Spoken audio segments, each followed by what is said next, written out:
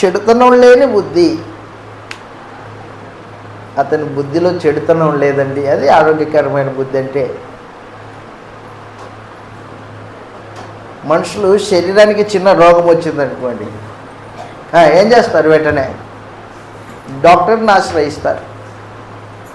వైద్యం దగ్గరికి వెళ్ళి వైద్యం చేయించుకుంటాడు. శరీరం చిన్న రోగం వచ్చినా, అది చిన్నదైనా పెద్దదైనా మనుషుడికి వెంటనే కనిపించేస్తుంది రోగం.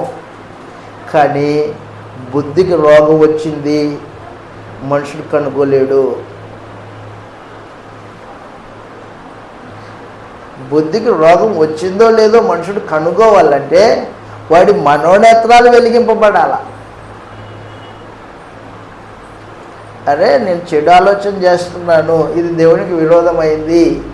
మనోనేత్రాలు వెలిగింపబడిన వాడైతే గుర్తిస్తాడు బుద్ధికి వచ్చిన రోగాన్ని.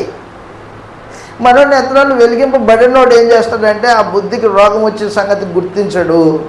ఆ రోగం రోజు రోజుకి ముదిరిపోతుంది. ముదిరిపోయి దేవునికి వాడిని దూరం చేస్తుంది, చంపేస్తుంది వాడిని. రోగం చంపేస్తుంది కాదు. ఈ రోజున బుద్ధికి వచ్చే రోగాల్ని పరిశీలనగా పరీక్షించుకొని చూసుకునే వాళ్ళు లేరు.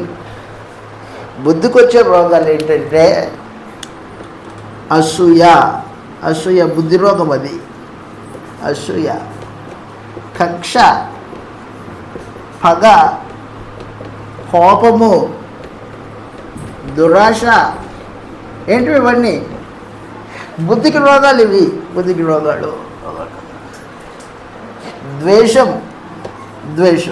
బుద్ధికి రోగాలు. ఈ రోగాలు కలిగిన వాడు దేవునికి దూరం అవుతాడు. రోగం అది ముదిరిపోతుంది. మనుషుడు ఏం చేయాలంటే ఏ రోజుకి ఆ రోజు బుద్ధిని టెస్ట్ చేసుకోవాలా. ఎగ్జామ్ పరీక్ష పెట్టాలి. దానికి బుద్ధిని ఎప్పుడప్పుడు శుభ్రం చేసుకోవాలా. శరీరం శుభ్రం చేసుకుంటాం స్నానం చేసి.